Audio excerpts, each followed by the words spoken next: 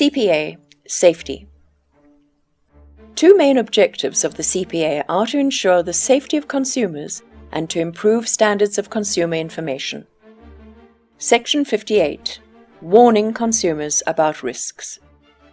Consumers must be told about any risks that they may face by the supplier of an activity or a facility, especially unusual risks and risks that could result in injury or death. If a supplier packages goods that contain unsafe or hazardous materials, instructions advising consumers of the dangers and safe usage must be provided. Any supplier that installs an unsafe or hazardous product must give the original copy of the warning and instructions relating to those goods to the consumer. A supplier who fails to warn a consumer of any potential hazards of goods or a service may be punished with a large fine.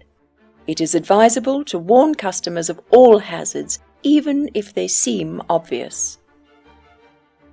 Also keep in mind that a dangerous product might not only be used by the consumer in the original transaction. All users of that product need warning, so your legal liability as a supplier is enormous.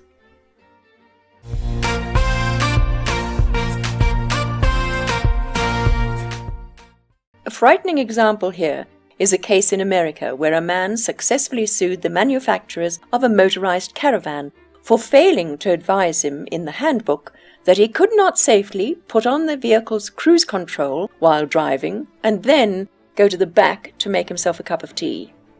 As he did this, the vehicle crashed. Section 59. Safe disposal of goods.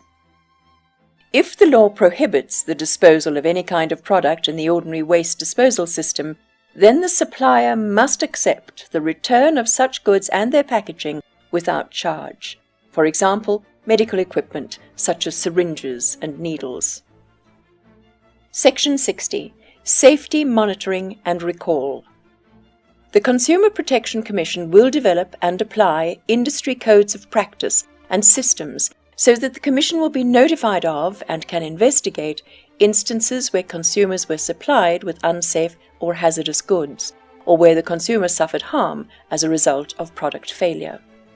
The Commission may warn the public of the hazardous goods and may recall the goods where it is necessary.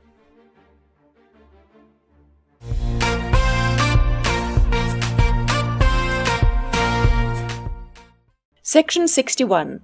Liability for damages caused by goods. This section of the CPA has the most extreme consequences for business. The extent of liability is enormous. Any producer, distributor, importer, or retailer of any goods can be held liable without proof of negligence on the part of the supplier for any harm caused by goods to a consumer. The same applies to any supplier who, as a part of the service he renders, offers to install, supply, apply, or provide access to goods. Liability for damages is joint and several. This means that a consumer can sue anyone who is involved in the supply chain, that is, anyone who is involved in the making or supplying of the product that caused him harm. And those suppliers who are found liable can call on other suppliers in the supply chain to contribute towards the payment of damages to the consumer.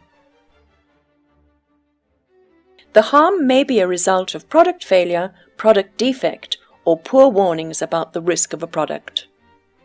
And subject to few exceptions, a supplier can be held liable for the death, injury, or illness to any person that resulted from the defect of the product, for any loss or damage to any property, and for the economic loss suffered by the consumer as a result of any of the types of harm listed above.